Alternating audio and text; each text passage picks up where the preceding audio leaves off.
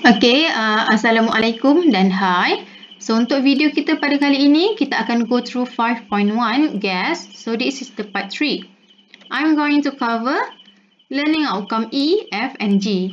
So, actually E dah cover sikit dalam previous video. Cuma saya nak go through satu lagi untuk Dalton's law, iaitu water displacement method. Dan saya akan explain about ideal gas and non-ideal gas in this video. Okay, so kita go through the first part first, iaitu Dalton's law of partial pressure. Ini untuk collection of gas by using displacement of water or water displacement method. Examples of Dalton's law in laboratory practice is when a gas is collected over water. So contoh macam ni. So saya akan collect gas, so masukkan dalam tube ni. Dan kita akan collect gas tersebut over water. So, memenuhi container. Jadi, awak kena faham kalau kita guna method ini, actually the container contain the gas that we collect and also water vapor. Jadinya, awak kena faham dalam container ini bukan ada satu jenis gas je. So, bila soalan mention the gas is collected over water or the gas is collected by using water displacement method. So, awak kena bayangkan dah, you kena fahamkan in the container there are two types of gas. Gas that you collect and also water vapor. Jadi, untuk kalau dalam container ada lebih daripada satu jenis gas, kita kena guna Dalton's law of partial pressure. So, Dalton dah states that total pressure of this container equals to partial pressure of each gas present in the container. Jadi, total pressure sama dengan partial pressure of oxygen sebab let's say saya nak collect oxygen gas.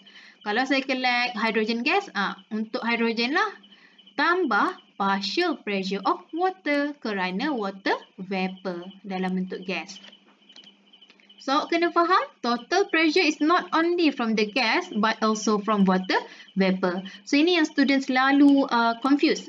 Okay, tertinggal untuk faham yang sebenarnya pressure yang diberi adalah total pressure.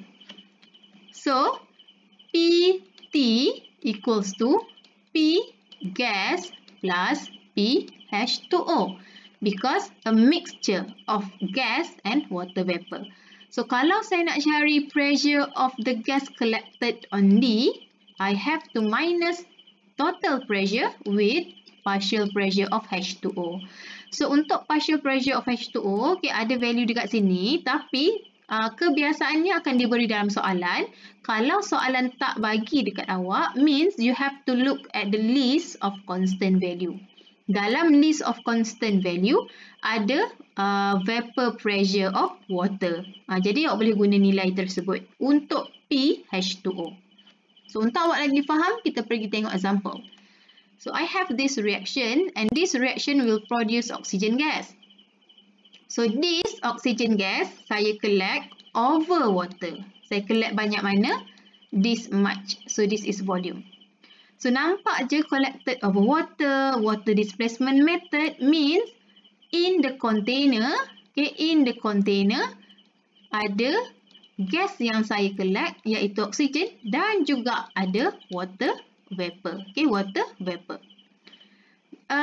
The pressure given to you is total pressure, bukan pressure of oxygen gas tapi total pressure. And this is the temperature. So, soalan minta apa? How many grams means berapa mass of the gas that been collected if the vapor pressure of water is 23.8 torr. Jadi, kat sini saya dah highlightkan information yang diberi dalam soalan. Okay, jadi saya ada volume and I collected over water. I have a pressure and I have temperature. P, T, V and I want to find mass M. So obviously kalau value ini diberi dalam soalan means awak kena guna ideal gas equation. P, V equals to nRT. Okay, tapi nak cari mass. Dalam ni mana ada mass pun. So apa yang kita kena buat? Mol adalah mass over molar mass, RT.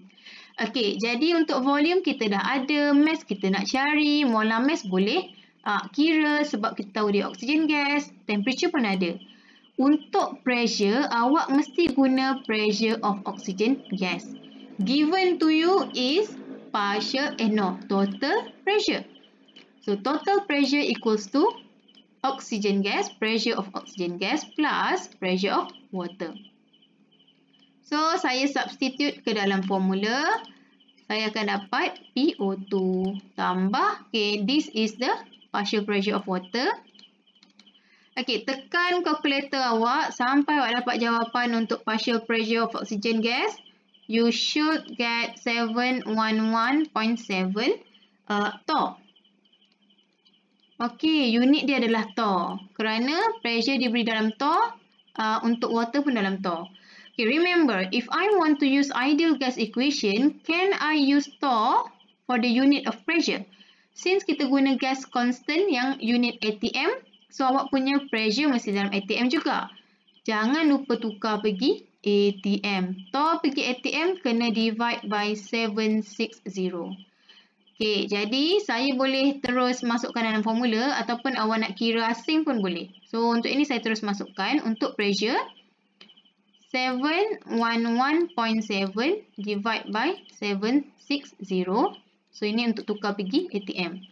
Volume. Dalam soalan diberi 5.45 already in liter. Jadi saya tak perlu tukar.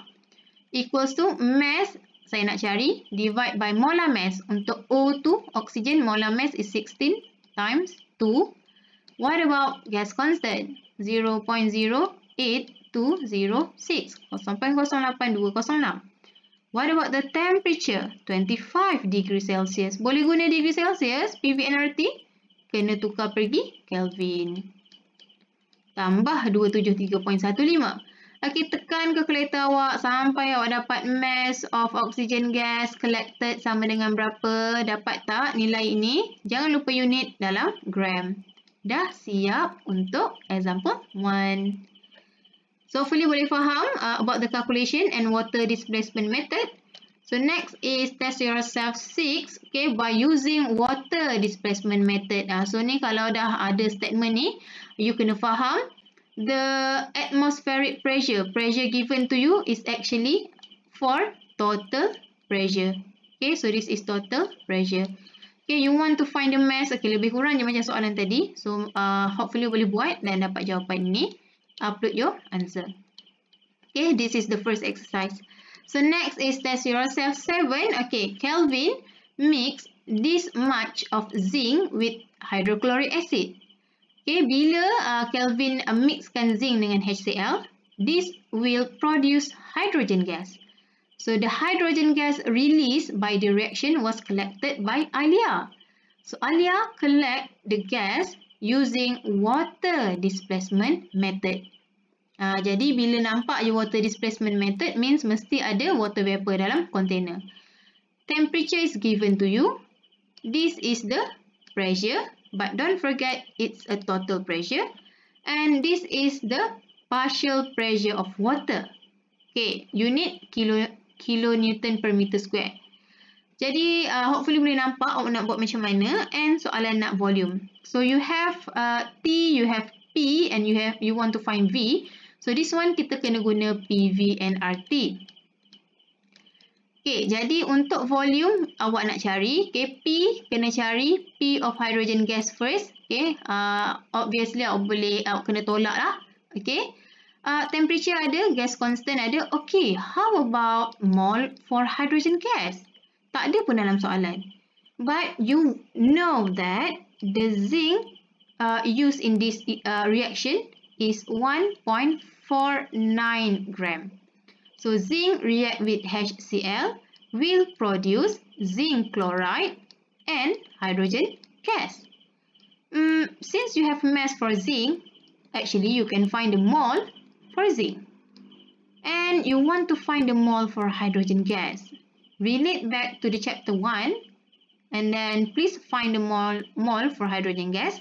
Then barulah boleh masukkan ke dalam formula. Okay, so untuk test yourself 7, buat, upload jawapan.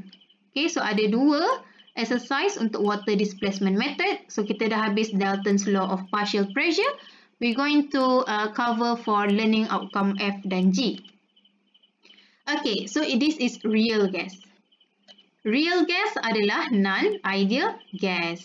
So awak kena ada 2 term yang awak kena faham. Ideal gas dan real gas. So saya recap balik ideal gas tu apa?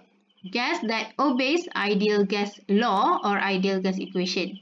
So untuk ideal gas ada 2 assumption yang penting yang saya stresskan, yang saya tekankan di part 1, iaitu volume of the gas molecule is negligible. Kita abaikan volume of the gas. We assume volume of the gas equals to volume of the container.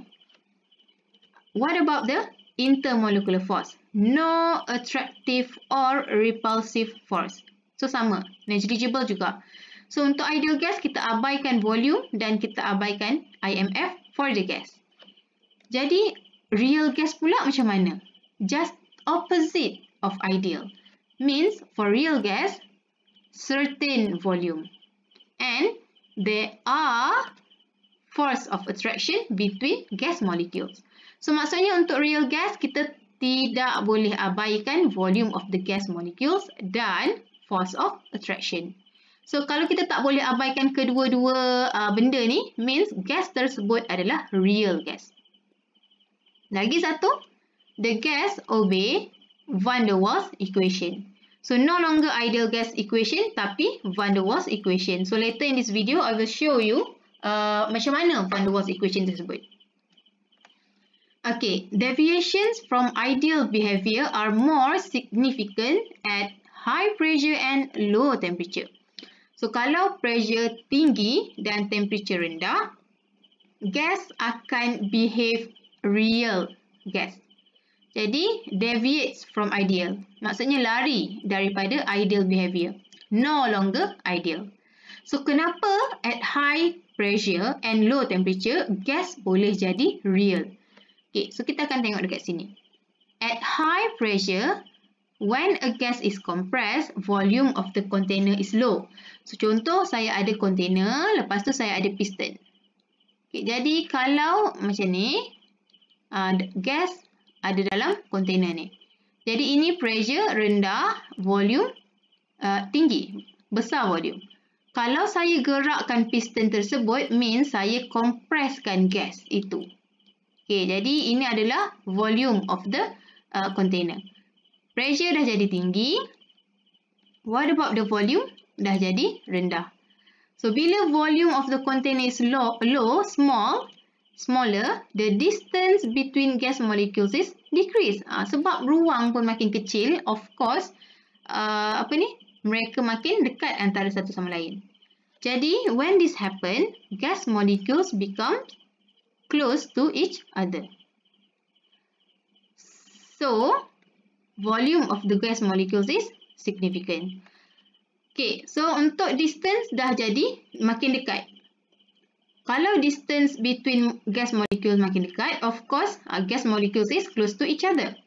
Jadi, bila terjadinya kes begini, kita tidak boleh abaikan volume of the gas. Okay, so untuk analogi, cuba awak bayangkan awak berada di Dewan Mutiara yang besar dengan awak berada di dalam bilik.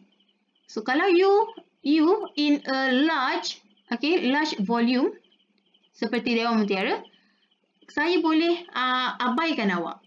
Okay, you are not significant. Means saya boleh assume volume of the gas equals to volume of container. Okay, sebab volume dia besar.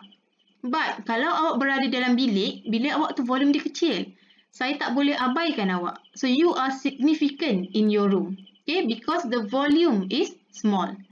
Jadi sekarang bila terjadi kes macam tu, saya tak boleh kata volume of the gas is negligible. Saya tak boleh abaikan awak punya volume. Bila terjadinya kes sebegini, bila volume is significant, penting, dia dah jadi real gas. Because deviates from ideal gas behavior. Lari daripada ciri-ciri ideal gas. Kerana kita tidak boleh abaikan volume of the gas molecule. Okay, so hopefully boleh faham ni. Macam mana pula kalau low temperature? So at low temperature, obviously ni kalau kita relate dengan kinetic energy akan rendah juga. So kalau kinetic energy is low, gas molecules move slowly. Samalah kalau awak tak ada tenaga, awak akan bergerak perlahan-lahan je. Bila terjadi macam ni, attractive force become significant. So analoginya kalau awak bergerak slow, I can hold you. So saya boleh pegang awak, contoh.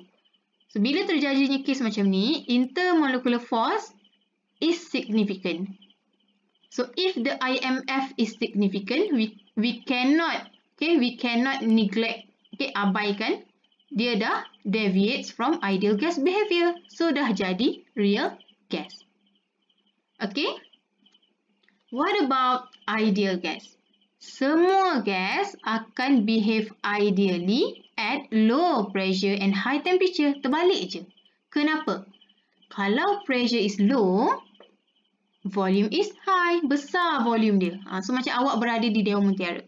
So bila terjadi kes macam tu, molecules are far apart from each other. So jauh kerana volumenya besar. The volume of the gas molecules are negligible. So saya boleh abaikan volume of the gas molecule. Bila terjadinya kes macam ni, gas behave ideally. Okay, because this is the assumption for ideal gas. Next, at high temperature, average kinetic energy also high. Molecules move faster. So kalau bergerak dengan sangat laju, saya tak sempat pun nak pegang. Saya tak sempat pun nak hold you.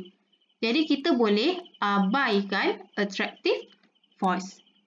When this happen, means the gas behave ideally. Okay? So, real gas akan behave real, macam real gas, bila high pressure dan low temperature. Kenapa? Because at high pressure, kita boleh, the volume is significant. At low temperature, IMF is significant.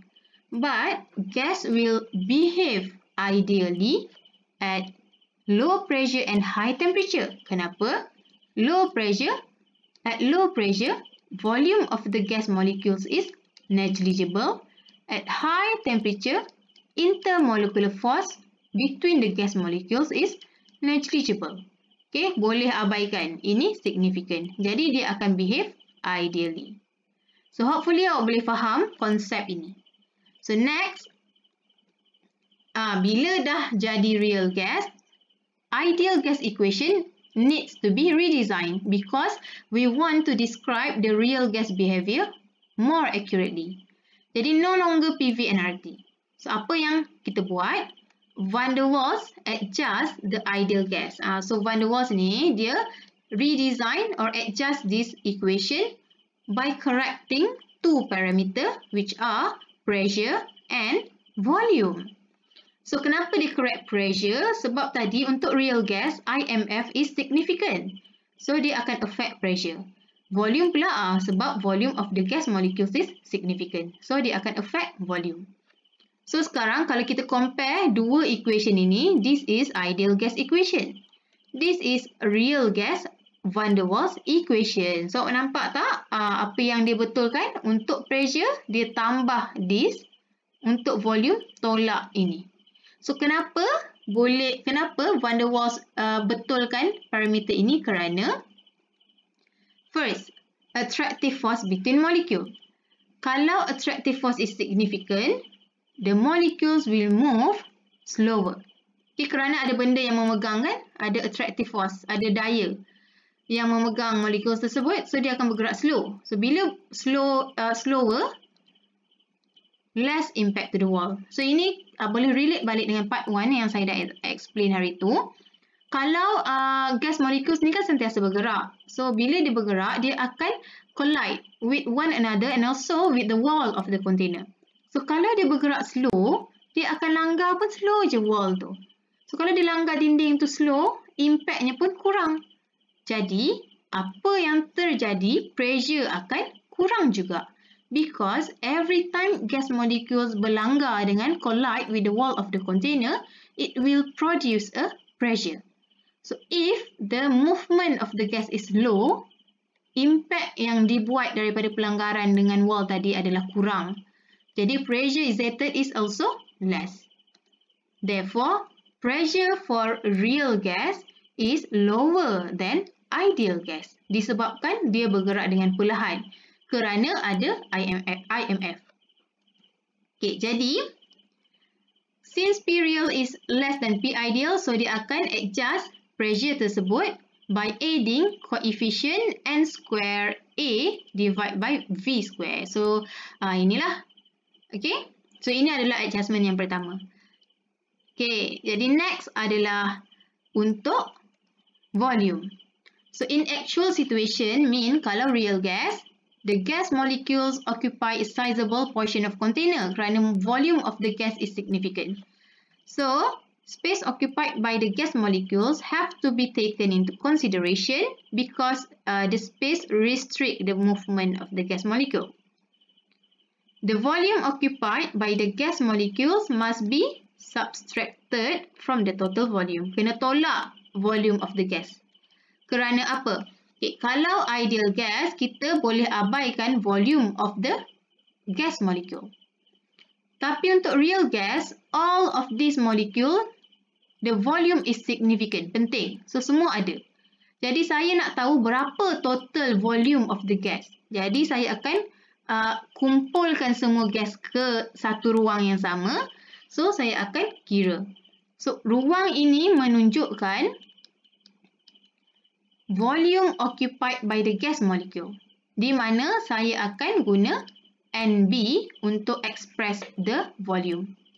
So, untuk saya tahu berapa effective volume, okay, the space actually volume actually gas molecules boleh bergerak-gerak adalah volume effective. So, to know this, we have to minus.